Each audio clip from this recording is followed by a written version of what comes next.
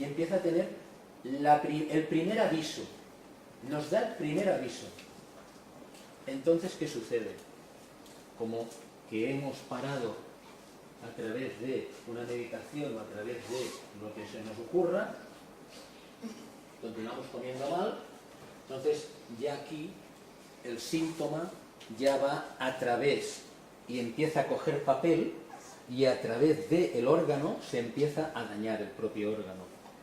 Entonces, cuando la alimentación es tan nefasta y tan problemática en cuanto a alimentarnos de esa manera que os digo, entonces la persona empieza posiblemente a tener ya unas primeras secuelas.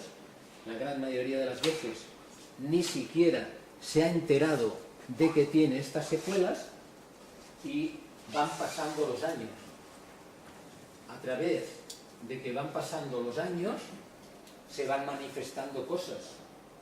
Se van manifestando, pues, que podemos tener, bueno, podemos tener una diabetes, o podemos tener una psoriasis, o podemos tener, pues, que se nos están deformando los huesos, podemos tener una artritis muy aguda, o podemos tener un reuma crónico, podemos tener muchas cosas. Lo más grave de todo es que también podemos tener cosas que nos pueden avisar algún día de que no estamos ya muy a tiempo de ponerle freno a todo este descontrol. Todo esto que sucede es porque hay un desorden en nuestros hábitos alimenticios. Si nosotros llevamos un hábito alimenticio correcto, todo esto no debe de suceder. Porque si todo esto sucede, es porque nos está pasando algo o porque estamos haciendo algo incorrecto. ¿Qué propuesta tiene la macrobiótica delante de todo este fenómeno que está pasando en la sociedad?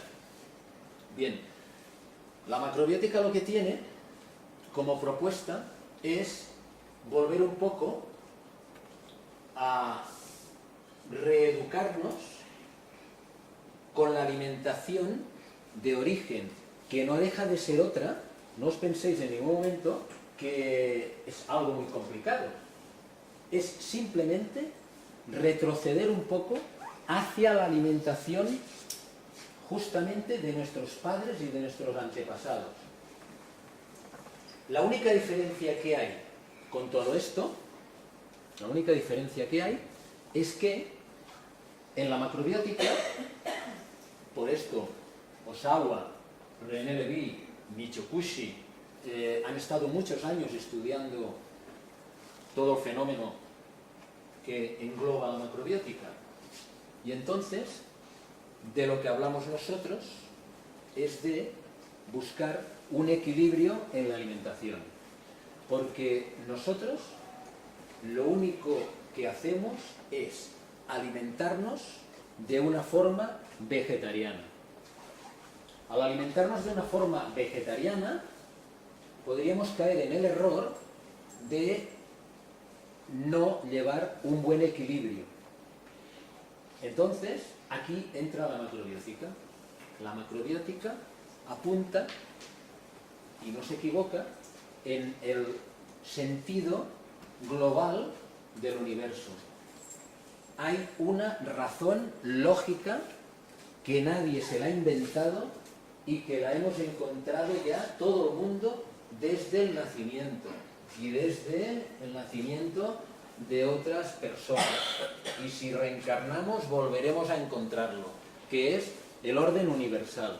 El orden universal no debemos de olvidarnos de que no es ni más ni menos que un día, una noche, el hombre, la mujer, el frío, el calor, lo bajo, lo alto.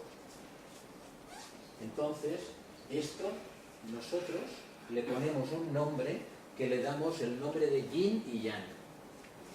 Pero no os compliquéis la vida con el yin y el yang. Ya hay bastante pensando en que debemos de equilibrarnos en la dieta. Siempre hablo de la dieta que parece que estoy aquí, ¿no? Que también la macrobiótica no es una dieta, como ha dicho Rolo, sino que es una forma de vivir que elegimos para respetar las leyes del orden del universo. Es una palabra que decía y repetía mucho Osawa en sus escritos y sus libros, pero es una realidad. Entonces, como que nosotros ya nos encontramos con estas leyes universales, lo único que intentamos, hacemos y conseguimos es equilibrar el alimento. ¿De qué manera equilibramos el alimento? Pues simplemente practicamos una cocina, estudiamos un poquito, vemos los funcionamientos de las reacciones de las personas, los cambios que hacen las personas en el momento justo de iniciarse y al cabo ya tan solo de 10 días, que hay unos cambios espectaculares, y entonces aplicamos estas leyes universales, este yin y yang, este frío, calor, hombre, mujer, lo aplicamos en la alimentación. ¿De qué forma? Pues de la forma que a lo mejor alguno de vosotros ya ha escuchado muchas veces, que es que, por ejemplo, hace mucho calor, pues me voy a alimentar un poco más yin, quiere decir, me voy a alimentar con una energía que me da un poco más de frío.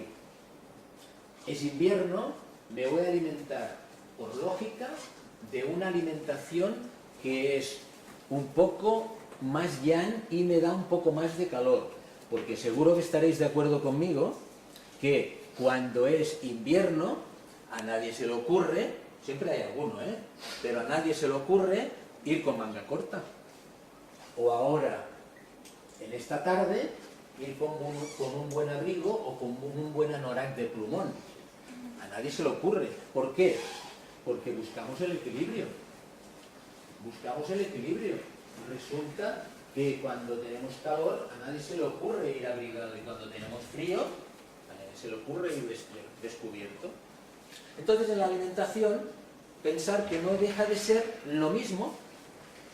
Entonces, nosotros siempre decimos que en un clima frío o en una temporada o en la época fría, lo que tenemos que tener muy claro es de llevar una alimentación que sea más cerca a los cereales. Hay unas medidas estándar, hay unos libros, hay cosas que además informan muy bien de las cantidades, de los tantos porcientos de los cereales, y cuando es verano, por ejemplo, pues vamos a utilizar un poco más de fruta, porque hay personas, y de verduras, porque hay personas que a veces me cuestionan de que es que vosotros no coméis fruta, es que no coméis verdura, es que solo coméis cereales, es que hacéis mucho abuso de la sal. No es verdad, no es verdad, porque justamente yo he vivido en Sant Gaudens, he vivido en Ionia, en Alaska, que estábamos a 25 grados bajo cero, y allí no se comía fruta para nada. Para nada. La fruta es muy buena, no voy a decir lo contrario, porque en macrobiótica no hay nada prohibido. En macrobiótica solamente se persigue el equilibrio. Quiere decir que en invierno nosotros, si hacemos abuso de la fruta tiene una muy buena energía, pero es una energía muy yin, es una energía de refrescar el organismo. Entonces, queda muy bien en verano. También algunos tipos de fruta y también de qué formas, pero esto ya se va viendo en cursos y en formas de cocinar. Sí que tenemos bastante costumbre de esta fruta, siempre la intentamos reconducir un poco hacia el centro, que es la parte del cereal.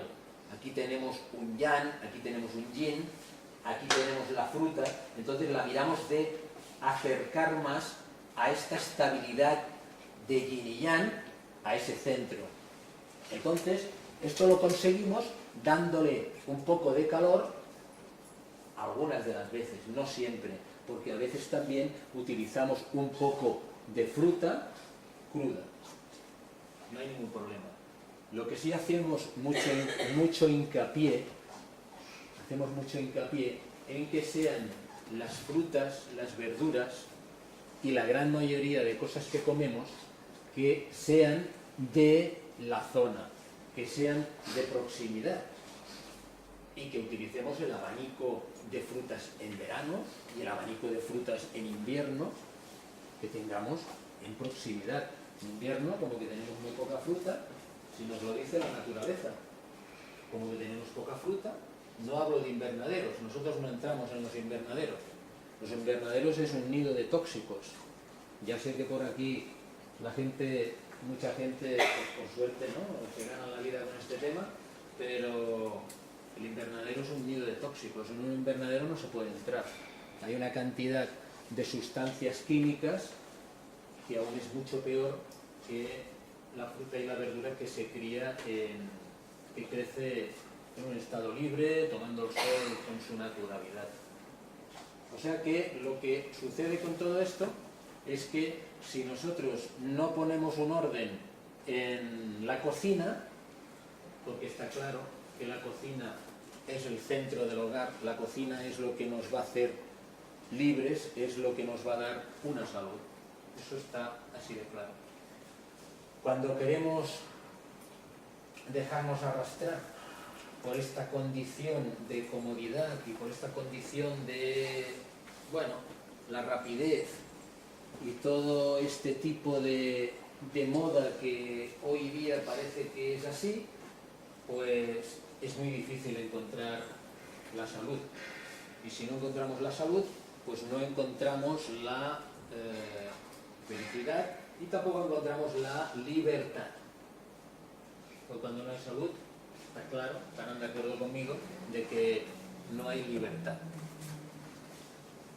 Bien, también os quiero hablar un poco de cositas que me va sugiriendo la gente, de que por qué no esto, de por qué no lo otro, ¿no? Entonces, bueno, podemos empezar por las solanáceas, por ejemplo. Las solanáceas es algo que crece de noche, es algo que científicamente está demostrado que es muy bien porque lleva mucho potasio. El potasio lo encontramos en grandes cantidades en patatas, berenjenas, tomates y... ¿cómo se llama aquello rojo? Pimiento. El pimiento, eso. Es que lo utilizamos tampoco que se me va de la castaña. Entonces, decimos no a las solanáceas y no decimos prohibidas las solanáceas, sino que decimos no porque nos encontramos que siempre hay la tendencia de abusar de estas cosas. Porque yo a veces pruebo algo que lleva patata, sobre todo, en casa no, pero sobre todo cuando salimos a algún evento, con alguna historia, con algunos amigos, comemos fuera. Entonces, podemos comer a lo mejor un día un poco de patata, a lo mejor hay un poco de pimiento en la ensalada, lo vas a comer,